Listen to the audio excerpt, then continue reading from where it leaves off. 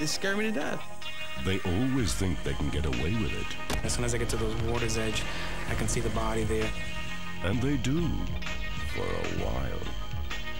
I think he was kind of brought along as the muscle. But there are always clues. It's harder to kill somebody than people think. Detection Through Science, the new series of medical detectives. Saturdays at 10 on Discovery.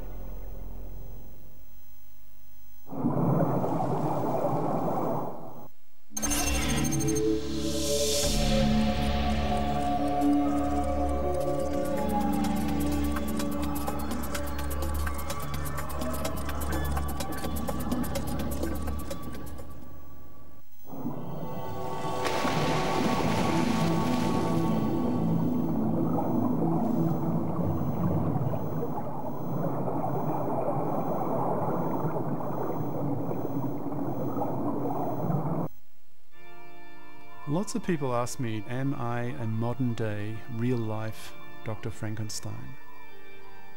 And I guess I am. I'm producing a potential monster. I'm a brain builder. I build artificial brains. In 1992, I had the idea of using a new kind of microchip that could be programmed. And I wondered what would happen if these chips could be programmed to wire themselves up in a random way. Most wouldn't work, but some would be far more efficient than is humanly designable. I would then have the building blocks to create an artificial brain. For me, it's not a question of if, it's a question of when artificial intelligence levels reach the human level. And then the big question of do we allow these artilects to go beyond human level? This issue is real. It's coming.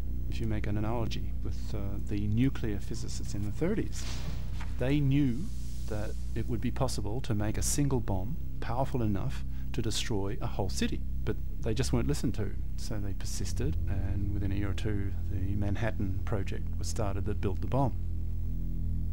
I feel very schizophrenic about the work that I do. With my left hand, I build these things, and with my right hand, I raise the alarm. What is more important than the survival of the human species? On the other hand, you have the potential of creating creatures that would be godlike. It's absolutely magnificent. These two ideologies are irreconcilable. I'll be thinking about it in a rational kind of way before I go to sleep. And then I'll wake up sobbing because, Jesus Christ, what am I doing? How many people are going to die out of this, potentially? And that's scary as hell. I won't see it.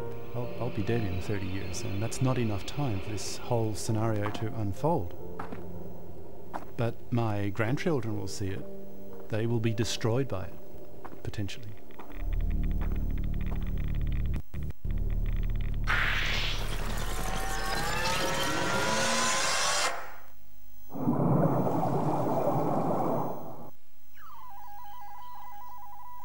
The idea of building the biggest greenhouse in the world was obviously a marvellous concept. I mean, it's the kind of thing you do dream about. I think the issue about Eden is one of some kind of universal geometry. A very simple repetitive structure has been reduced and reduced and reduced to the absolute minimum. The thing is lighter than air, and it just settles there. It uses the absolute highest technology we could possibly use at the time we're doing it. I mean, you can't go any further, you can't go into the future, but we're doing the best thing we can.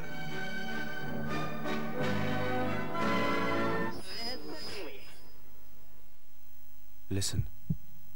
That's the sound of the world holding its breath. 40 years after the Cuban Missile Crisis, Discovery looks back on 13 days of terror. Cuba and the Cold War, coming soon to Discovery.